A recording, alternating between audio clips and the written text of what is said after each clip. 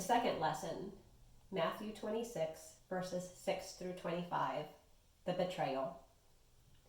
Now while Jesus was at Bethany in the house of Simon the leper, a woman came to him with an alabaster jar of very costly ointment, and she poured it on his head as he sat at the table.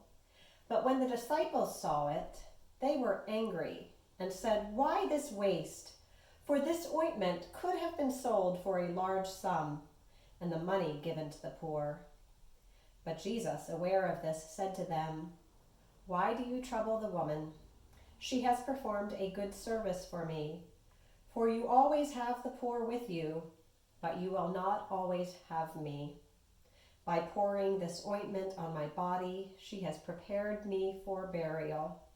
Truly I tell you, wherever this good news is proclaimed in the whole world, what she has done will be told in remembrance of her." Then one of the 12, who was called Judas Iscariot, went to the chief priests and said, "What will you give me if I betray him to you?" They paid him 30 pieces of silver. And from that moment he began to look for an opportunity to betray him. On the first day of unleavened bread, the disciples came to Jesus saying, "Where do you want us to make preparations for you to eat the Passover?" He said, "Go into the city and go to a certain man and say to him, 'The teacher says, my time is near. I will keep the Passover at your home with my disciples.'" So the disciples did as Jesus asked, and they prepared the Passover meal. When it was evening, he took his place with the 12, and while they were eating, he said, "Truly I tell you, one of you will betray me."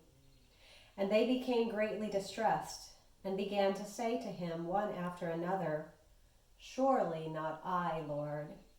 He answered, "The one who has dipped his hand into the bowl with me will betray me.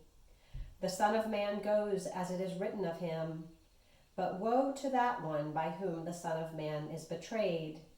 It would have been better for that one not to have been born."